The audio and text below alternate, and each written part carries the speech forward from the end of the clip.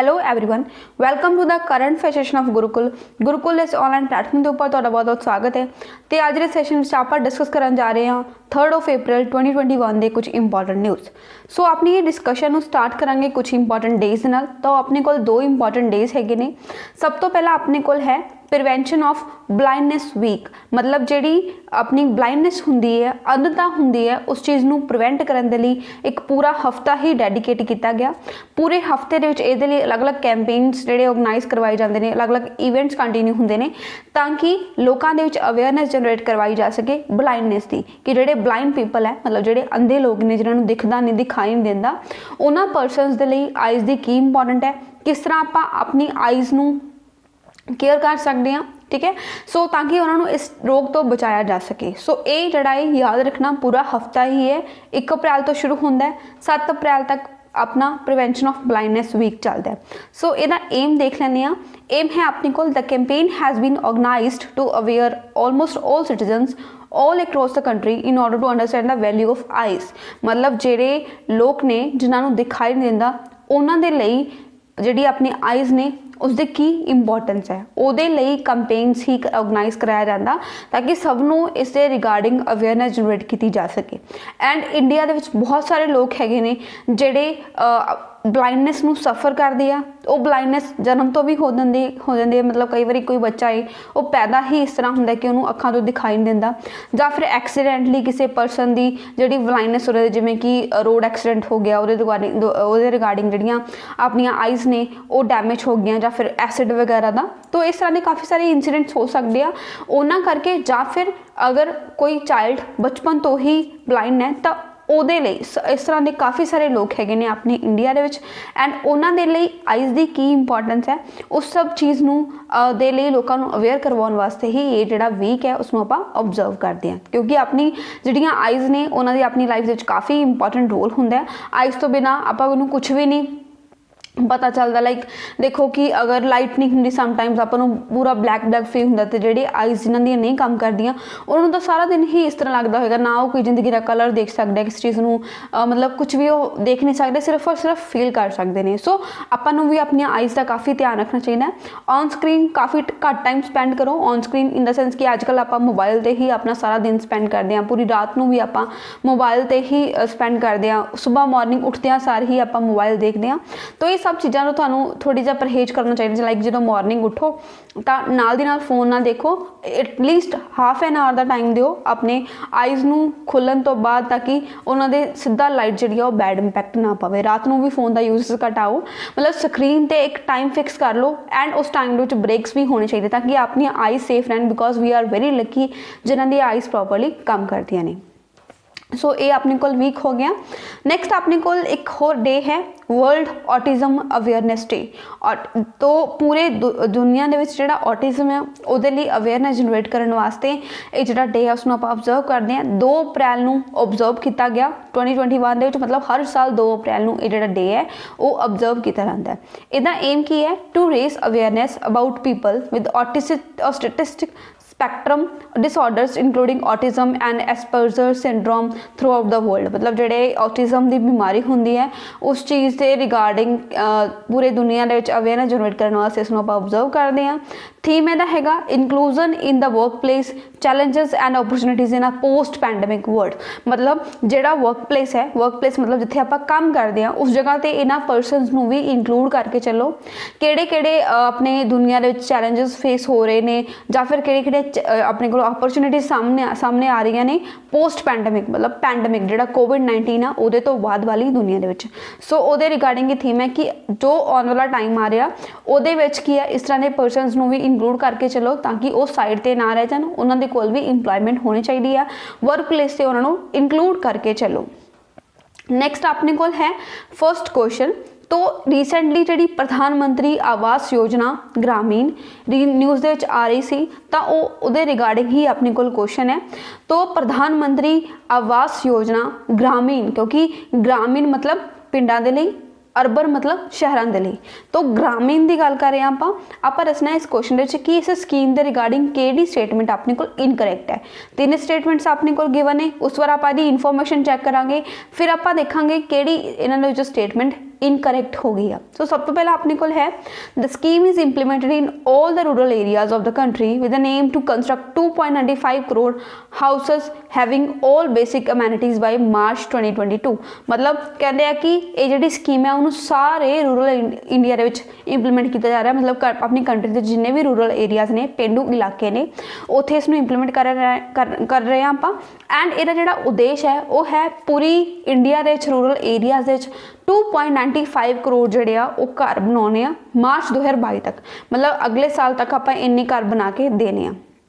Second option अपने को है the beneficiaries of the rural houses are identified through the data of socio economic and caste census of 2011 with a specified exclusion criteria and gram sabha verification. कि जेडे beneficiaries होंगे हुण हर एक बंदा जिहड़ा पिंड दे विच रहिंदा उहनूं तां नहीं घर बना के दे देंगे, कुछ परसनस नूं ही सिलेक्ट किया जाएगा जिन्हां कोल पर्टिकुलर लाइक कुछ नहीं आ साधन जिहड़े अपने घर बना सकन, तो उन्हां नूं ही ये फैसिलिटी प्रोवाइड होएगी। तो हुण किहड़े-किहड़े परसनस नूं ये हाउसेस बना के देने उन्हां पर्सनस नूं आइडेंटिफाई किया जाएगा with the help of socio economic ते कास्ट सेंसस। 2011 ਦੀ ਜਿਹੜੀ सोशियो इकनॉमिक ते कास्ट सेंसस होई सी ਉਹਨੂੰ यूज़ किया जाएगा ਤੇ एक कहते स्पैसीफाइड एक्सकल्जन क्राइटेरिया होएगा ਤੇ ग्राम सभा वेरीफिकेशन होएगी। ये स्टेटमेंट भी आप देखेंगे सही है या नहीं सही। नैक्सट अपने को थर्ड स्टेटमेंट है the scheme is performing exceedingly well with the targets being met ahead of its schedule. मतलब जो भी आप फिक्स किया सी कि इन्ने लोगों को घर बना के देना कहते तो भी बहुत अच्छा काम कर रही है। ईवन कि मान लो सपोज करो उन्होंने कहा 2.95 करोड़ घर बना के देने तो उस तो भी उपर घर बना देते हैं। थर्ड स्टेटमेंट ये कह रही है। हुण इसका पता किद्दां लगेगा कि केड़ी स्टेटमेंट करैक्ट है, तो वो अपने को पता लगेगा इन्फॉर्मेशन तो ये रिगार्डिंग आप देखते हैं प्रधानमंत्री जी आवास योजना है वो शुरू कदों की गई सी ग्रामीण वास्ते, वो शुरू की गई सी अप्रैल 2016। मतलब हम भी आप अप्रैल बैठे 2021 16 लॉन्च की गई, मतलब 5 साल पूरे हो गया। एंड इहदा एम सीगा to provide a pucca house with basic communities to all rural families. मतलब एक पक्का घर बना के देना जिहदे सारियां जड़ियाँ फैसिलिटीज़ भी होणगियां बेसिक जो भी चाहिए जिमें कि पानी जी टॉयलेट होगी उस तरह के वॉशरूम हो गया, सब फैसिलिटीज़ होणगियां। सारिया रूरल फैमिलीज़ जिहड़ियां कि होमलैस ने, all the rural families who are homeless और लिविंग इन कच्चा हाउस और dilapidated houses by the end of March 2022।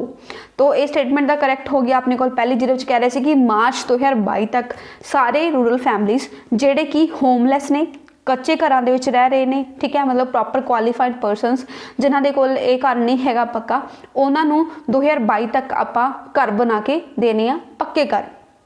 Next अपने को है इधर टारगेट है वो है construction of 2.95 crore houses with all basic amenities by March 2022। तो जी आप फर्स्ट स्टेटमेंट देखी सी कि 2.95 करोड़ घर बना के देने सारे रूरल एरिया के जोड़े भी कुछ प्रॉपर परसनस ने जिन्होंने कोल फैसिलिटीज़ नहीं आ उन्होंने पूरी अमैनिटीज़ वाले घर बना के देने 2022 तक। मतलब अपनी पहली स्टेटमेंट तो होगी करैक्ट।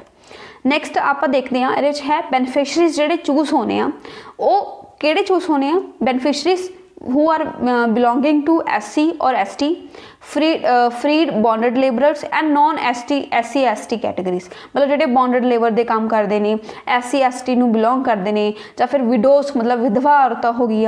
और next of kin of defence personnel मतलब जोड़े कोई परसनस डिफेंस के काम करते थे उन्होंने उत्थे ही डैथ हो गई, उन्होंने जोड़े आने वाली पीढ़ियां ने मतलब उन्होंने जोड़े बच्चे ने उन्होंने कोई एक्स सर्विसमैन हो गया, retired members of paramilitary forces हो गया, डिसेबल्ड परसनस आ मिनोरिटीज़ हो गई, उन्होंने सबनों एक घर बना के दिते जाएंगे।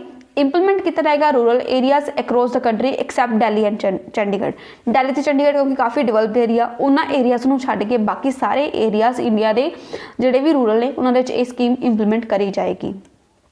एंड जोड़े बेनीफिशरीज आ चूज किदा होंगे क्योंकि अपने को सैकेंड स्टेटमेंट यही सी कि बेनीफिशरीज चूज किए जाएंगे, वही है कि बेनीफिशरीज जोड़े आ चूज होंगे rural houses are chosen according to data taken from the socio economic caste census of 2011।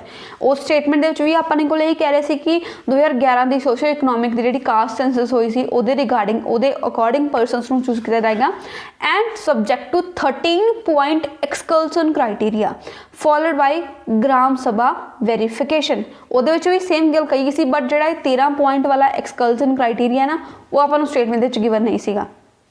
तो अपनी जी सैकेंड स्टेटमेंट आ वो होगी रॉन्ग। सो नैक्सट अपने को जोड़ा देखिए उस तो बाद वाली स्टेटमेंट की गल with a little over a year left to achieve its goal of housing for all, the Pradhan Mantri Awas Yojana has only completed 55% of its target construction target। मतलब ਜਿਹੜੀ ਇਹ ਸਕੀਮ ਹੈ ਉਹਨੇ ਸਿਰਫ ਔਰ ਸਿਰਫ ਆਪਣਾ 55% ਹੀ ਅਚੀਵ ਕੀਤਾ ਹੈ, ਜਿਵੇਂ ਕਿ ਜਦੋਂ ਕਿ ਸਟੇਟਮੈਂਟ ਦੇ ਵਿੱਚ ਕਹਿ ਰਹੇ ਸੀ ਕਿ ਉਹਨਾਂ ਨੇ ਪੂਰਾ ਦਾ ਪੂਰਾ ਹੀ ਅਚੀਵ ਕਰ ਲਿਆ, ਬਟ ਉਹ ਸਹੀ ਨਹੀਂ ਹੈ। However, money has been sanctioned for almost 85% of beneficiaries। ਜਿਹੜੇ ਪੈਸੇ ਆ ਉਹ 85% ਬੈਨੀਫਿਸ਼ਰੀਜ਼ ਨੂੰ ਅਲਾਉ ਹੋ ਵੀ ਚੁੱਕੇ ਨੇ। ਸੋ ਇਹ ਕਹਿ ਰਹੇ ਨੇ। ਸੋ ਇਸ ਦੇ ਅਕੋਰਡਿੰਗ ਹੁਣ ਆਪਾਂ ਦੇਖਦੇ ਹਾਂ ਕਿਹੜੀ ਆਪਸ਼ਨ ਕਰੈਕਟ ਹੋਗੀ। ਪਹਿਲੀ ਆਪਸ਼ਨ ਦੇ ਵਿੱਚ ਗੱਲ ਕਰ ਰਿਹਾ ਕਿ ਇੰਪਲੀਮੈਂਟ ਕੀਤੀ ਜਾਏਗੀ in all the rural areas of the country with an aim to construct 2.95 crore houses having all basic amenities। So ਆਪਣੇ ਕੋਲ ਇਹਦੇ ਵਿੱਚ ਕੀ ਆ ਜਿਹੜੀ ਹੋਗੀ ਸਟੇਟਮੈਂਟ ਕਿਹੜੀ ਗਲਤ ਹੈ। तो पहली स्टेटमेंट सॉरी गलत होगी क्योंकि अपने को जी डिटेल सी आप देखे किसी दो जगह छड्ड के दो जगह कि दिल्ली तो चंडीगढ़ पूरी कंट्री के रूरल एरिया नहीं, दो जगह छड्ड के बाकी सारे रूरल एरिया इंप्लीमेंट करी जाएगी। तो पहली स्टेटमेंट अपनी गलत होगी सिर्फ और सिर्फ एक चीज़ करके all the rural areas. Second option बिल्कुल सही होगी क्योंकि यही आप चीज़ कही गई सी कि 2011 की सोशो इकोनॉमिक सेंसस यूज की आएगी, एक एक्सकल्सन क्राइटेरिया होएगा, ग्राम सभा वेरीफिकेशन होएगी। तो पहला थोड़ी जी मिसअंडरस्टैंडिंग होगी सी ये जो उन्होंने कहता ना स्पैसीफाइड एक्सकल्सन क्राइटेरिया मतलब जिन्ना भी हो सकता वो 13 जोड़े है अपने को स्पैसीफाइड एक्सकल्सन क्राइटेरिया के पॉइंट है। तो ये अपनी स्टेटमेंट करैक्ट होगी। थर्ड स्टेटमेंट कह रही है कि सारे टारगेट अचीव कर लिया, वो भी अपने को गलत है बिकॉज सारे अचीव नहीं किए। आप इनफॉर्मेशन देखा है सिर्फ और सिर्फ 55% ही अचीव हुए हैं। सो ऑप्शन सी अपने को करैक्ट आंसर हो गया क्योंकि क्वेश्चन के आपको की पूछा गया सी इनकरैक्ट स्टेटमेंट केड़ी है। So option C is the correct answer. Option 1 ते 3 इनकरैक्ट है ने। सो इस तरह के क्वेश्चन अपने लिए बहुत इंपॉर्टेंट होंगे क्योंकि रिसेंटली जोड़े भी एग्जाम हो रहे हैं उन्होंने इस तरह के क्वेश्चन ही पूछे जाते हैं स्टेटमेंट बेसिस से होंगे जिहदे कोई ना कोई पॉइंट इदा ना होंदा जिहड़ा आपां नूं अड़ा रहिंदा है। सो दैट्स वाई आप इस तरह के क्वेश्चन डिस्कस कर रहे हैं। तो हुण आपां नैक्सट क्वेश्चन देखते हैं। नैक्सट अपने को है एक केस होया रिसेंटली मतलब पहला होया सी बट नाउ न्यूज़ हैगा है। तो प्रकाश सिंह केस है 2006 जी जजमेंट आई सी। ये केस आप दसना किस चीज़ के नाल रिलेटेड है, ब्लैक मनी के नाल रिलेटेड है, permanent commission for women and arm forces के नाल रिलेटेड है, या फिर पुलिस रिफॉर्म के नाल रिलेटेड है, या फिर इन्होंने चो कोई भी नहीं। सो जोड़ा ये प्रकाश सिंह केस है 2006 का ये रिलेटेड हैगा सी पुलिस रिफॉर्म के मतलब ये क्या है कि पुलिस नूं जी पुलिस की पावर्स ने उन्होंने थोड़ा रिफॉर्म करो मतलब चेंज करो, कुछ पावर्स नूं इनक्रीज करो, इस तरह का कोई काम ये किया गया सी इस केस के पट। सो ऑप्शन सी अपने को करैक्ट आंसर हो गया। प्रकाश सिंह एक पर्सन सी जेड़े कि DGP रहे सी यूपी पुलिस के ते असम पुलिस के भी रहे सी, काफ़ी सारिया होर भी उन्होंने पोस्टिंग्स हुई। तो उन्होंने ही एक PIL मतलब पब्लिक इंटरस्ट लिटिगेशन जी आ वो फाइल की सुप्रीम कोर्ट के मतलब जो उन्होंने रिटायरमेंट होगी उन्होंने लग्या कि होर पावर्स होनी चाहिए या फिर कुछ चेंज करने की लोड़ आ पुलिस दे विच। तां उन्होंने पुलिस रिफॉर्म की मांग की PIL पा के सुप्रीम कोर्ट के 1996 उन्होंने ये केस किया। उस तो बाद की है ये केस काफ़ी टाइम तक चलिया। 2006 लैंडमार्क जजमेंट आई, लैंडमार्क मतलब एक फेमस जजमेंट आई सुप्रीम कोर्ट की सैप्टेंबर 2016 एंड डायरैक्ट किया सुप्रीम कोर्ट ने सारिया स्टेट्स ते यूनिटीज़ नूं कि पुलिस के कुछ रिफॉर्म लैके आओ मतलब पुलिस डिपार्टमेंट के कुछ चेंजेस लैके आओ, उन्होंने कुछ पावर्स नूं इनक्रीज करो कट करो जो भी किया वो आप देखते हैं। सो ये रूलिंग जी है इन्होंने कुछ मेजर्स इशू किए that were to be undertaken by the government to ensure the police could do their work without worrying about any political interference। मतलब जी पुलिस है विदाउट एनी राजनीतिक इंटरफेरेंस काम कर सके मतलब उन्होंने कोई भी राजनीतिक प्रेशर ना हो किसी नेता का किसी MLA का तो वो विदाउट इस चीज़ तो काम कर सकन। उस दे लई सुप्रीम कोर्ट ने कहा कि तुसीं मैजर्स अडॉप्ट करो ताकि गौरमेंट जी वो ये सही बना सके कि पुलिस जी सही तरीके ना काम कर रही है विदाउट एनी प्रैशर किसी MP किसी MLA के प्रैशर तो बिना। बट अजकल आप देखते हैं कि होंगे कि प्रैशर तो ऑलमोस्ट हर जगह ही चलता ही है पोलिटिकल पार्टीज़ का। बट फिर भी ये जजमेंट है काफ़ी फेमस है दैट्स वाई आप डिस्कस कर रहे हैं। सो नैक्सट क्वेश्चन भी ਇਹਦਾ ही क्वेश्चन है, ये आप पूरी डिटेल इन्फॉर्मेशन ही देख लाँगे। तो ये कह रहा है कि केड़ी स्टेटमेंट करैक्ट है about the Prakash Singh case of 2006 2006 का प्रकाश सिंह केस जी जजमेंट आई सी वो रिगार्डिंग केड़ी स्टेटमेंट करैक्ट आ। तीन स्टेटमेंट्स ने। पहली स्टेटमेंट कह रहा है कि जी सुप्रीम कोर्ट आ उन्हें डायरैक्ट किया स्टेट्स नूं तुसी फिक्स करो टेन्योर ते सिलैक्शन ऑफ DGP, मतलब जिहड़ा DGP आ उहदा कितना टर्म रहेगा, किन्ने टाइम तक वो सर्विस देगा, किस तरह उन्होंने सिलैक्ट किया जाएगा। वो कहते ये चीज़ तुसी फिक्स करो एक criteria without any political interference, मतलब एक परसन जिन्होंने अगर प्रॉपर पावर्स दी गई वो टेन्योर भी फिक्स है कि इन्ने टाइम पीरियड फॉर एग्जाम्पल 5 साल तक वो बंदा आपकी जॉब पर रहेगा, तो वो प्रेशर नहीं होगा कि कोई बंदा मैनू हटा देगा। तो इस तरह सुप्रीम कोर्ट ने कहा कि तुम उन्होंने टेन्योर फिक्स कर दो। ये स्टेटमेंट पहली है अपने को। सैकेंड स्टेटमेंट में है it directed that the posting of officer should be done by state home ministers in consultation with the DGP।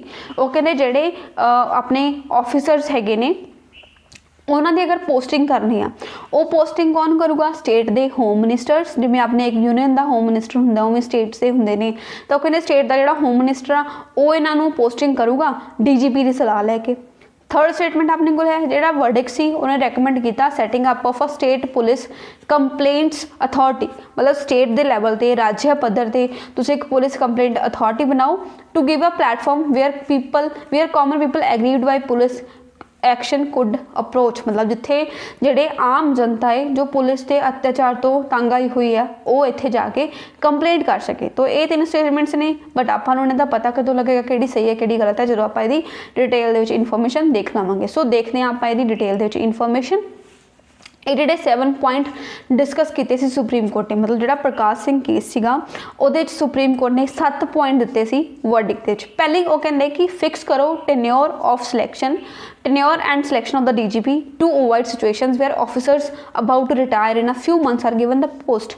मतलब कहते कि कई बार ये होंगे ना कोई बंदा रिटायर होने वाला वो रिटायरमेंट एज होने वाली है, कुछ महीने पहले ही उन्होंने अपॉइंट करता DGP, बट उन्हें तो कुछ टाइम बाद जो रिटायर हो जाना फिर दोबारा अपॉइंटमेंट करनी पएगी। तो वो कहते ये चीज़ों को अवॉइड करने लई ताकि पोलिटिकल इंटरफेरेंस भी ना हो। वो कहते उन्होंने टेन्योर फिक्स कर दो, सिलैक्शन भी उन्होंने उस तरह करनी चाहिए है। Then in order to ensure no political interference a minimum tenure was sought for the inspector DGP वास्ते भी तो IG वास्ते भी वो कहते टेन्योर फिक्स करना पैना सुप्रीम कोर्ट ने किया, ताकि वो बारी बारी ये नहीं है कि उन्होंने ट्रांसफर ही किया रहे। जिमें समटाइम्स होंगे ना कोई परसन किसी जगह पर वधिया काम कर रहा जोड़े उत्थों के पोलिटिकल परसनस होंगे ने उन्होंने बदली करवा देंगे हैं, ठीक है। ये की है वो बंदा उत्थे काम नहीं कर पाता तो उन्होंने काम ईजी हो जाता जोड़े बंदे उत्थे आपदे इलीगल काम कर रहे होंगे।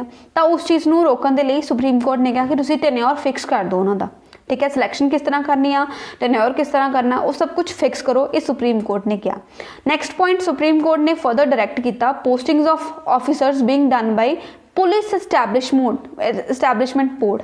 बट हालांकि जी अपनी स्टेटमेंट है वो कह रहे थे कि जी पोस्टिंग है वो कौन करेगा, वो करेगा स्टेट होम मिनिस्टर, बट ये नहीं है। पहली स्टेटमेंट तो अपने को सही होगी क्योंकि आप कह रहे हैं कि उन्होंने टर्म फिक्स करो, टेन्योर फिक्स करो। सैकेंड स्टेटमेंट गलत होगी बिकॉज इतने कह रहे हैं कि स्टेट के होम मिनिस्टर करेंगे DGP नाल कंसल्ट करके, बट एक्चुअली सुप्रीम कोर्ट ने की किया सी कि पुलिस का एक एस्टैबलिशमेंट बोर्ड बनेगा जिहदे पुलिस ऑफिसर्स ते कुछ सीनियर ब्यूरोक्रेट्स होंगे जिहड़े की आ पोस्टिंग्स करेंगे, ठीक है, ताकि पोलिटिकल लीडर्स के इंटरफेरेंस तो बचाया जा सके। नैक्सट थर्ड स्टेटमेंट सही है या गलत है वो भी आप देख लेने। इस तो बिना सुप्रीम कोर्ट ने डायरैक्ट किया separation of investigation and law and the order functions to better improve policing, मतलब जी पुलिसिंग नूं सही बनाने लगी कहने तुसीं सैपरेशन करो इन्वेस्टिगेशन ते लॉ दी, ठीक है। दैन सैटअप करो स्टेट सिक्योरिटी कमीशन, स्टेट के लैवल पर एक सिक्योरिटीज़ कमीशन बनाओ जिन्होंने कोल मैंबर्स होंगे सिविल सोसाइटी तो and forming national security commission, मतलब स्टेट के लैवल पर सिक्योरिटी कमीशन बनाओ, नैशनल लैवल पर सिक्योरिटी कमीशन बनाओ। फरदर एक चीज़ होर कही सी कि जी स्टेट पुलिस कंप्लेंट्स अथॉरिटी बनाओ ताकि एक प्लेटफॉर्म मिल सके जिथे कॉमन पीपल आपदियाँ जड़ियाँ प्रॉब्लम्स ने पुलिस तो उन्होंने ਉੱਥੇ जाके रजिस्टर करवा सकन। सो ये स्टेटमेंट अपने को थर्ड भी जी करैक्ट होगी, क्योंकि थर्ड ऑप्शन यही कह रहे थे कि एक स्टेट पुलिस कंप्लेंट्स अथॉरिटी बनाओ जिथे जाके लोग अपने कंप्लेंट्स दर्ज करवा सकन। सो इस दे अकॉर्डिंग की हो गया अपने दो स्टेटमेंट करैक्ट आ, first and third. So option C अपने को करैक्ट आंसर हो गया। सो उम्मीद है थानू ये टॉपिक बिल्कुल समझ आ गया होगा। पुलिस रिफॉर्म के रिगार्डिंग एट प्रेजेंट पुलिस के रिगार्डिंग काफ़ी चीज़ां चल रही हैं, जिवें कि यूपी दे विच चलदा है पुलिस ने किसी का भी इनकाउंटर करता, ठीक है, चलो ठीक है, एक गल सही है, बट वो जो इनकाउंटर है बिना किसी कोर्ट ऑर्डर्स तो या फिर बिना किसी लाइक वैलिड रीजनस तो नहीं होना चाहिए। तो इन्ह सब चीज़ों करके पुलिस रिफॉर्म्स रिसेंटली न्यूज़ में आए सी, पर जो प्रकाश सिंह केस होया 2066 का उहदे तो उहदी जजमेंट के रिगार्डिंग आपां ये सारी गल कीती है। नैक्सट अपने को क्वेश्चन है सैक्शन आर्टिकल 44 का। आर्टिकल 44 अपने को गल करता है यूनीफॉर्म सिविल कोड। तो आर्टिकल ये अपने को कुछ स्टेटमेंट्स गिवन ने, आप दसना इन्होंने कि स्टेटमेंट इनकरैक्ट है। इनकरैक्ट तो इस तरह का कोई भी क्वेश्चन आए ना, सब तो पहला काम थोड़ा होना की चाहिए तुसीं इस इनकरैक्ट नूं मार्क कर लो, क्योंकि समटाइम्स अपना दिमाग पेपर च प्रैशराइज होंदा ते आपां की करते हैं करैक्ट के हिसाब नाल आंसर लगा देने, बट इस चीज़ नूं हाईलाइट कर लिया करो। इनकरैक्ट पूछा गया तो अपने को दो स्टेटमेंट आ, सो देखते हैं वन बाय वन। पहली स्टेटमेंट गल कर दी है article 44 of the constitution mentions that the state shall endeavour by suitable legislation to ensure a uniform civil code for citizens throughout the country territory of India। कि article 44 कहता है कि constitution दे ये प्रोवाइडेड है स्टेट जी आ उन्होंने एक proper लैजिसलेशन बनानी Peggy, कानून बनाना पेगा ताकि सारिया स्टेट्स यूनीफॉर्म सिविल कोड होवे। सैकेंड स्टेटमेंट की कह रही है no state of India has yet been able to enforce a uniform civil code. मतलब इंडिया में कोई भी स्टेट है जी नहीं है जिथे यूनीफॉर्म सिविल कोड अपलाई हो चुके हैं।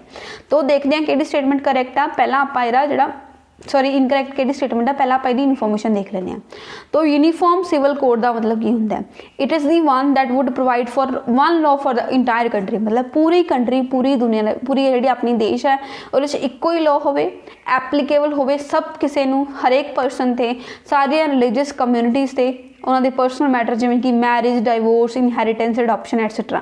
आप देखते हैं ना अपनी कंट्री में हिंदू मैरिज एक्ट अलग चलता है, ठीक है, उमें मुस्लिम्स का अलग है। तो इस तरह अपने तो अलग अलग ने, डाइवोर्स का भी अलग है, जिमें कि मुस्लिम्स तो ट्रिपल तलाक वास्ते भी अलाउ करते हैं, बट हिंदूज़ ये चीज़ नहीं होंगी। तो इस तरह अलग अलग रूल्स चलते हैं। तो यूनीफॉर्म सिविल कोड का मतलब होंगे पूरे इंडिया इक्को ही यूनीफॉर्म सिविल कोड हो सब किते सेम ही चले। आर्टिकल 44 जो अपनी कॉन्स्टिट्यूशन का वो कहता है state shall endeavour to secure a uniform civil code for the citizens throughout the country. मतलब स्टेट नूं ये काम करना चाहिए कि वो यूनीफॉर्म सिविल कोड बनाए, बट एक प्रॉपर उन्होंने ये नहीं कहा कि फिक्स तुसी करना ही करना, जिवें कि आपां स्टेटमेंट दे विच कह रहे सी ना कि सुटेबल लैजिसलेशन तुसी प्रॉपर सुटेबल लैजिसलेशन बनाओ। सिर्फ ये कहा कि सिक्योर करे, कोशिश करनी चाहिए यूनीफॉर्म सिविल कोड लैके आने। तो इस कह रहा है कि आर्टिकल 44 जोड़ा है वो यूज़ करता शैल Endeavour other articles in the DPSP chapter use in particular strive shall in particular direct its policy shall be obligation of the state। इस तरह की कोई भी गल आर्टिकल 44 के नहीं कही गई। आर्टिकल 43 जोड़ा है वो कहता state shall endeavour by suitable legislation, but suitable legislation जी टर्म है वो अपने आर्टिकल 44 के मैंशन ही नहीं है, क्योंकि आप देखा ना आर्टिकल 44 ये कह रहा है कि हाँ काम करना चाहिए। अगर इन्नी सुटेबल लैजिसलेशन की लोड़ होंगी मतलब क्या गया होंदा तो हुण तक हो जाना सी, नहीं होया रहा मतलब स्टेट नूं क्या गया, स्टेट का मतलब सरकार नूं क्या गया तुसीं करो, बट उन्होंने किसी कानून बनाने की इस तरह की कोई चीज़ नहीं लगाई। तो अपने को जी अपनी फर्स्ट स्टेटमेंट आ वो इनकरैक्ट होगी। तो उस जोड़ा ये कह रहे हैं कि किसी भी स्टेट के यूनीफॉर्म सिविल कोड नहीं आ वो गलत हो गया, बिकॉज जी गोवा है वो इंडिया की इक्को एक स्टेट है जिथे यूनीफॉर्म सिविल कोड अपलाई हो चुके हैं। The Goa family law is the set of civil laws. Originally Portuguese civil code 1867 जोड़ा है वो कंटिन्यूड होएगा continue to be implemented after its annexation in 1961। मतलब ओरिजिनली वो वाला चलता आया सी, बट ना गोवा फैमिली लॉ चलता है जिदे अंडर सारिया चाहे कोई भी रिलीजियस मैटर है कुछ भी है सब दे लई सिविल केस इस रिकॉर्डिंग ही चलते नहीं। मतलब गोवा यूनीफॉर्म सिविल कोड चलता है, इंडिया की होर किसी भी स्टेट या फिर यूटी नहीं चलता। तो अपनी जी सैकेंड स्टेटमेंट सी वो भी इनकरैक्ट होगी कि किसी भी स्टेट दे विच यूनीफॉर्म सिविल कोड नहीं आ, दोनों स्टेटमेंट ही इनकरैक्ट हो गई। सो ऑप्शन सी अपना करैक्ट आंसर होएगा क्योंकि both 1 and 2 are incorrect. Next question, which of the following statement are correct about the Cape of Good Hope. I think तुसी सुनिया होएगा केप ऑफ गुड होप। अगर नहीं सुनिया तो जो ही तुसी वीडियो सुनो नाल ही जाके अपने मैप ते फिल करना, गूगल मैप ते अपने को सब को फोन हुंदा, गूगल मैप ते जाके फिल करोगे केप ऑफ गुड होप तो तुहाडे सामने उहदी एक प्रॉपर मैप व्यू आ जाएगा। देख लियो आसे पासे का थोड़ा एरिया होर भी देख लियो ताकि तुहानू इस चीज़ की जिहड़ी मैमरी आ वो रवे। तो आप दसना है केप ऑफ गुड होप के रिगार्डिंग किहड़ी स्टेटमेंट करैक्ट है। सब तो पहला कहते it is a rocky headland on the Atlantic coast of the Cape Peninsula in South Africa. South Africa मतलब अफ्रीकन कॉन्टीनेंट दे विच जिहड़ा साउथ अफ्रीका है उहदे ते एक अटलांटिक कोस्ट है, क्योंकि आपको पता है 2 ओशन ने, अफ्रीका के इधरली साइड अपने को इंडियन ओशन है, मतलब eastern side, western side Atlantic ocean है। वो कहते अटलांटिक कोस्ट ते केप जिहड़ा पेनिसुला है उत्थे लोकेटेड है, रॉकी हैडलैंड है। सैकेंड कहते it is the southern most top of Africa, मतलब अफ्रीका का सब तो सदर्न मोस्ट पॉइंट है Cape of Good hope.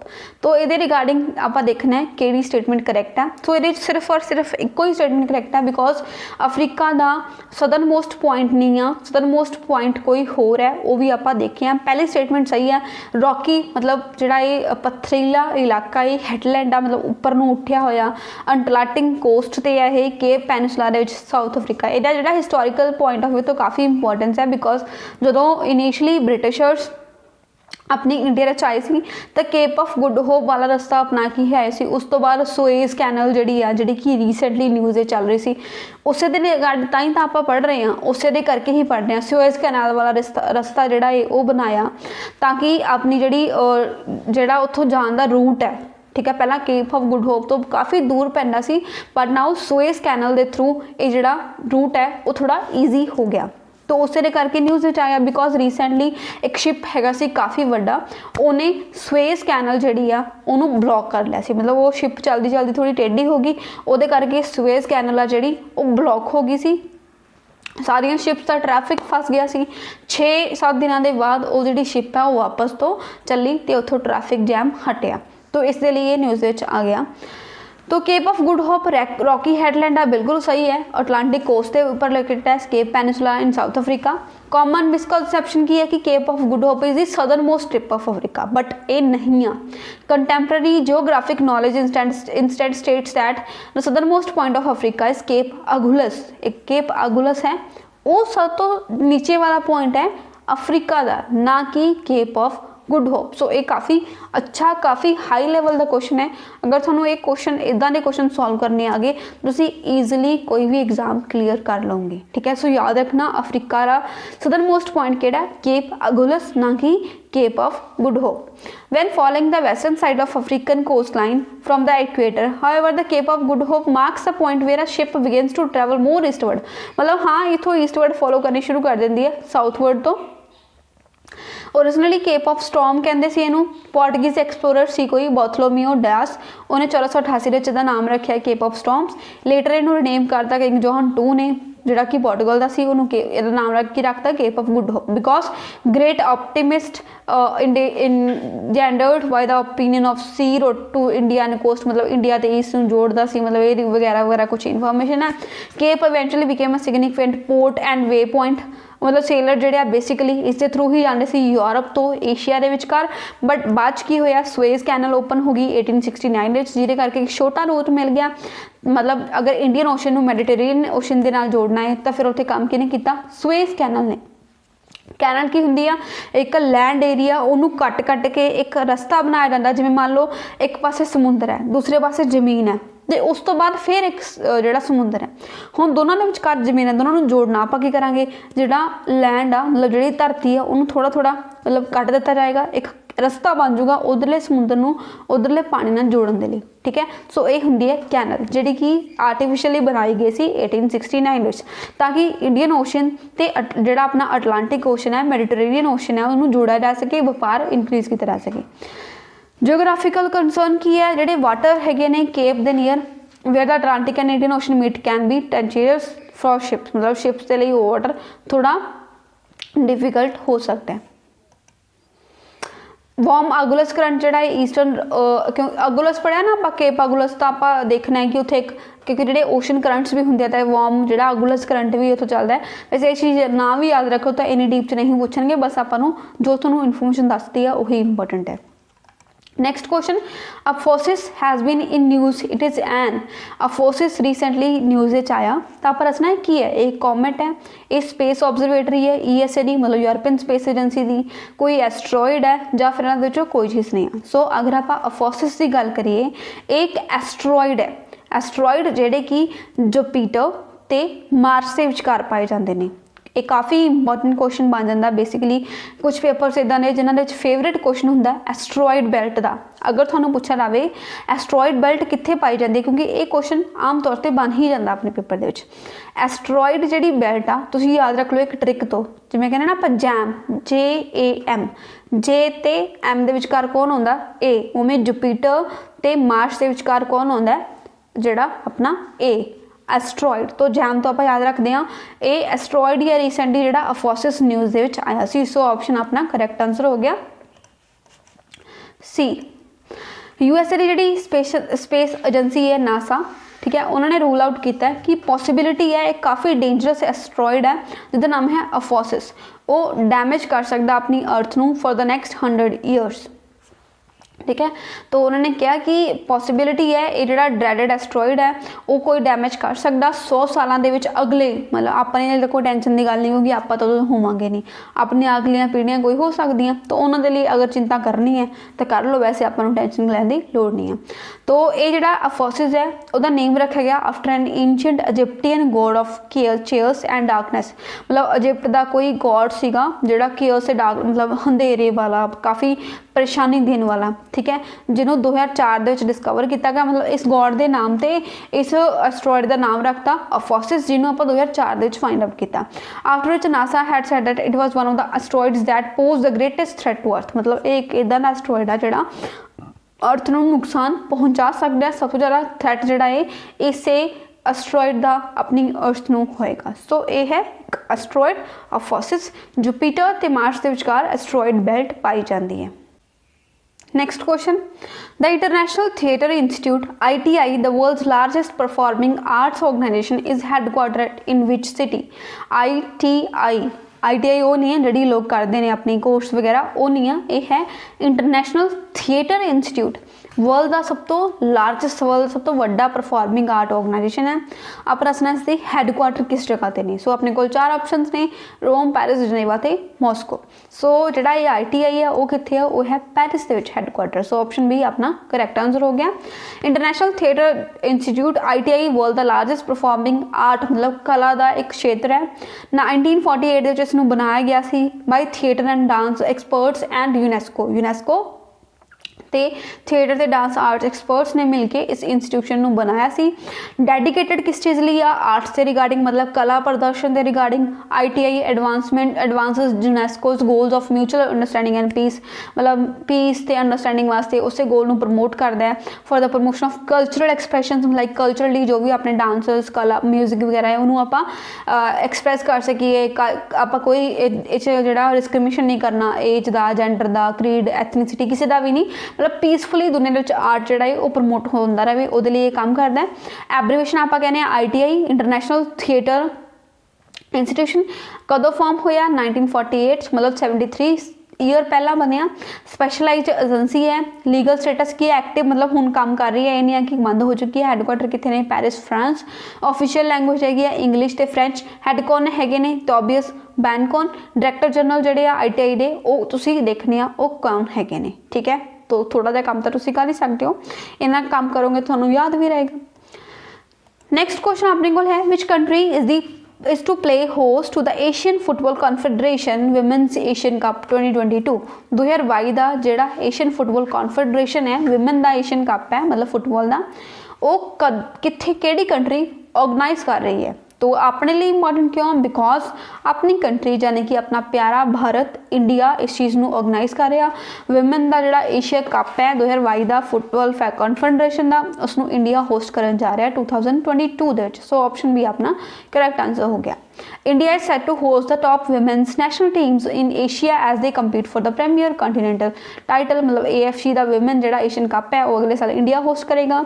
2022 addition ਜਿਹੜਾ है क्वाड्रिएनियल इवेंट है ਜਿਹੜਾ कि क्वालीफायर्स ਜਿਹੜੇ 2023 ਦੇ फीफा वुमेन्स वर्ल्ड कप हो रहा ਉਹਦੇ ਲਈ कौन टीम ਜਾਣਗੀਆਂ ਜਿਹੜੀਆਂ एशियन कप ਦੇ ਵਿੱਚ ਕੁਆਲੀਫਾਈ ਕਰਨਗੀਆਂ। ठीक है, तो अगर ਤੁਹਾਨੂੰ ਪੁੱਛ ਰਿਹਾ ਕਿ ਜਿਹੜਾ फीफा वुमेन्स वर्ल्ड कप ਉਹ ਕਿੱਥੇ ਹੋ ਰਿਹਾ? ਉਹ ਹੋ ਰਿਹਾ ਆਸਟ੍ਰੇਲੀਆ ਤੇ ਨਿਊਜ਼ੀਲੈਂਡ ਦੇ ਵਿੱਚ। ਐਂਡ ਜਿਹੜਾ ਏਸ਼ੀਆ ਕੱਪ ਹੈ ਉਹ ਕਿੱਥੇ ਹੋ ਰਿਹਾ? ਇੰਡੀਆ ਦੇ ਵਿੱਚ, ਆਪਣੀ ਪਿਆਰੀ country India. So these are some question ਜਿਹੜੇ कि बहुत बहुत इंपॉर्टेंट सी। उम्मीद है ਤੁਹਾਨੂੰ ਅੱਜ ਦੀ ਜਿਹੜੀ ਸਾਰੀ डिस्कशन है वो समझ आ गई होएगी। सो एट लास्ट ਤੁਹਾਡੇ ਲਈ एक छोटी जी इन्फॉर्मेशन है कि अपने गुरुकुल के प्लेटफॉर्म दे चाहे वो ऑनलाइन है चाहे वो ऑफलाइन है काफ़ी सारे बैचेस रन कर रहे हैं, जिमें कि एंटीडी का बैच रन कर रहे हैं, नायब तहसीलदार पटवारी, उस बाद जोड़े मास्टर कैडर के कुछ कोर्सेस ने उन्होंने लिए भी चल रहे हैं अपने बैचेस। सो अगर तुसी कोई भी बैच ज्वाइन करना हो तुसी इस नंबर पर कॉल करके अपनी इंक्वायरीज लै सकते हो। एंड तुसी गुरुकुल की जी ऐप आ उसनों प्ले स्टोर तो डाउनलोड भी कर सकते हो, गुरुकुल बोहर के नाम तो अपनी जी ऐप है। उस बार अगर थानू ये वीडियो पसंद आई हो तो लाइक शेयर तो सबसक्राइब जरूर करना। सो मिलते हैं कल के सैशन के कुछ होर इंपॉर्टेंट करंट अफेयर्स के नाल। Till then bye bye, take care, Jai Hind.